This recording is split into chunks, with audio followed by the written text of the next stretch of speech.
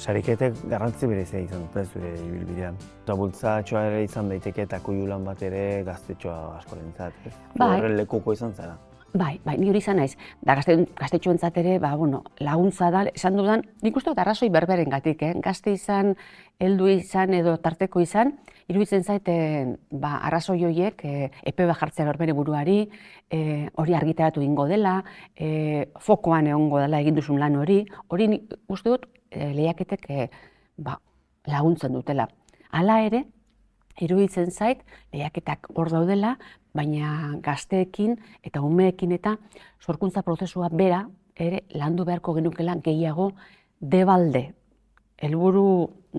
helburu batekin, ez da? Hau da, irabazi egin dezakegu, baina lehenengo eta behin sormenaren plazer hori, eskutuan egiten den plazer hori, norbere buruarekin erronka, ze lehenengo lehia dago norbere buruarekin.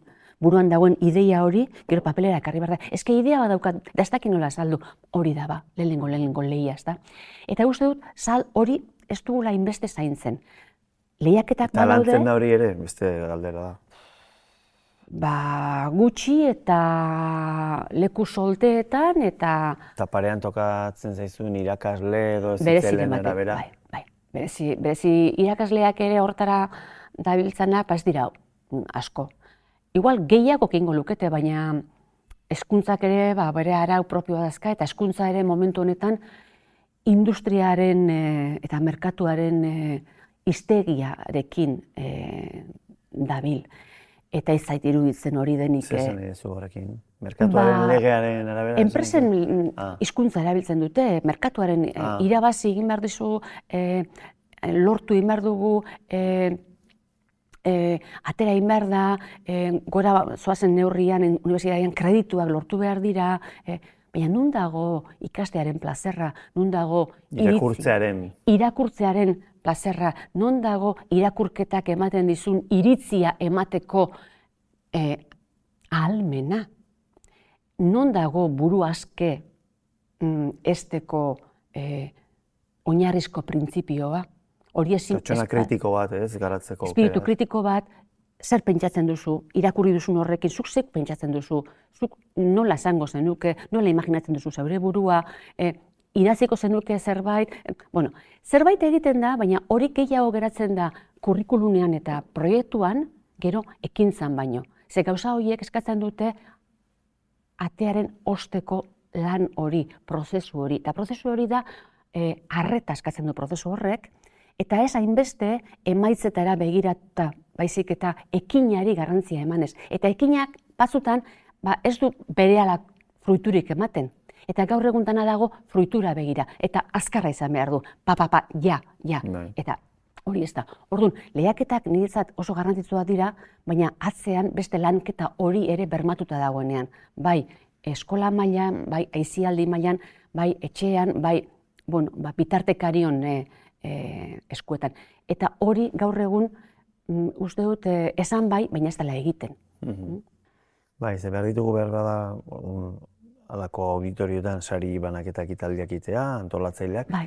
Baina, akaso esaten dezun alira, hausnarketa hori idazlen elkartetik egiten da, ari zarete, idazle elkartean bazabiltzarako? Bai, idazle elkartean, galtzagore elkartean, eta ni gaina urte asko daramat, honetan, eskola askotan ibili naiz, da irakasle batzuk ere, badaude, gauza guztietan bezalaxe, jende soltea badago gauzak egiten, eta kezka bat badago. Gero, masa eta titularretan agertzen dena zer den, ez da, baina, eta lan txiki hortan, idazle elkartea aspalditik, lan txiki hori egiten du, idazleak ikastxetan, Nafarroan ere liburuak osagarri egiten dugu, gero galtzagore elkarteak ere ekimen pila bat azka, bai umei begira, bai gaztei begira, eta baita ere bitartikariei begira, ez? Orduan, egiten da, baina egiten den hori dago beti diru laguntzen menpe, programen menpe, eta hori ez da hobetzen. Hori ez da hobetzen, nik 35 urte daramatzat ipuinetik bizitzen, eta ondala 35 bat urte sartu nintzen idazle elkartean, eta esaten genuena, orain ere esaten jarraitzen dugu. Eta bi elkarte horiek gaur egun Euskal Herriko literaturaren oinarrizko elkarteak diren hontan, oraindik euren funtzionamendua diru laguntzen menpe egotea, programen menpe egotea, horrek ez dauka ez hankaik eta ez buruik. Zerbait ez da ondo egiten. Eta zerbait hori politikoa da. Orduan, euskarazko hizkuntza, kultura bermatzea, lantzea nahi badugu, oinarrizko elkarteak, oinarrizko lanak ere zaindu egin beharko dira. Eta sistematikoki zaindu, estrukturalki, hau da, ze hezkuntza mota nahi dugu, ze mundu utzi nahi diegu umeei, nola bizi nahi dugu hemendik aurrera. Nik ez dinot literaturak dena konpontzen duenik, baina neurri handi batean, literaturak beste arte lan bat den neurrian, garrantzia ematen dio arretari lehenengo eta behin. Eta arreta da gaur egun faltadun edo gaixotasunik handiena, momentu honetan daukaguna. Bai, esango nuke baina elkarrizketan guantxe bertan aipatzen dituen ume horiek irudikatzen ditut nahiko ume txikiak, ez?